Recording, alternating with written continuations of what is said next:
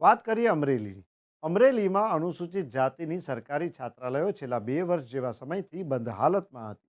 જિલ્લાના અનુસૂચિત જાતિના ભાઈઓને પડતી આ મુશ્કેલી બાબતે આ કુમાર છાત્રાલય ફરી શરૂ કરવા માટે સામાજિક ન્યાય સમિતિ ચાડિયાના ચેરમેન દીપાલીબેન શરદભાઈ મકવાણાએ કલેક્ટરને રજૂઆત કરેલ, જેને ધ્યાન પર લઈ ઉપલા અધિકારીઓની સૂચના મુજબ નાયબ નિયામક અને અનુસૂચિત જાતિ કલ્યાણ કચેરી અમરેલી દ્વારા કુમાર છાત્રાલય માટે અન્ય જગ્યાએ વૈકલ્પિક વ્યવસ્થા કરી છે. ત્યારે વિદ્યાનગર ખાતે છાત્રાલય શરૂ થાય તે પહેલા જ સોસાયટીના રહીશો દ્વારા છાત્રાલય શરૂ નહીં કરવા વિરોધ સાથે માંગ કરવામાં આવી હતી. તેમજ જિલ્લા કલેક્ટર તેમજ અનુસૂચિત જનજાતિ કચેરી ખાતે પણ લેખિત રજૂઆત કરવામાં આવી છે. જો આ છાત્રાલય શરૂ કરાશે તો કાયદાકીય લડત લડવાની સોસાયટીના રહીશો દ્વારા જાણ કરવામાં આવી છે. ખાસ કરીને આજે અહીંયા અમારે એક પ્રશ્ન અમારી સોસાયટીમાં ઉપસ્થિત થયો કે ભાઈ અહીંયા રેસિડેન્ટ વિસ્તાર છે અને એની અંદર છાત્રાલય બનવાનું છે જુવાન છોકરાઓનું. તો એમાં આ રેસિડેન્ટ વિસ્તાર હોવાથી પાછળથી અમે તો બધા ધંધા ઉપર જતા રહેતા હોય સોસાયટીના માણસો, તો પાછળ બૈરાઓને પણ મોટી તકલીફ ઊભી થાય. રોડ ઉપરનું આજે આ બિલ્ડિંગ જે છે એ ગોડાઉન તરીકેનું પ્રખ્યાત છે અને એમાં એનું કોઈ એનઓસી કે લે એમાં નગરપાલિકાની રજા ચીઠી હોય બાંધકામની એવું પણ બન્યું નથી.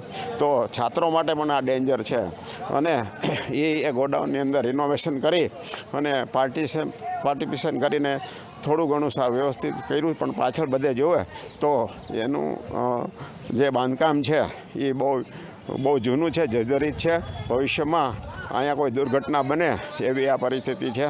તો આ બધી પાછી રેલવેની હદ છે અને એની એન્ટ્રી પોઈન્ટ એ રેલવેના આગળ આપ્યો છે, જે પણ વ્યાજબી નથી. તો તંત્રને અમે માનની કલેક્ટર સાહેબને, માનની પ્રાંત અધિકારી સાહેબને, સમાજ કલ્યાણ અધિકારીને બધાને અમે આવેદન આપ્યું છે અને આ અંગે યોગ્ય થાય, છાત્રાલય ન બને એવી અમારી માગણી છે. આ વિસ્તારની અંદર જે બિલ્ડિંગની અંદર હોસ્ટેલ ચાલુ થવાની છે એ હોસ્ટેલનું બિલ્ડિંગ જર્જરિત છે. અહીંયા યુવાનો આવવાના છે, મોટા યુવાનોનું છાત્રાલય ચાલુ થવાનું હોય. ભવિષ્યમાં બહેનો દીકરીઓનો પ્રશ્ન આવવાનો છે.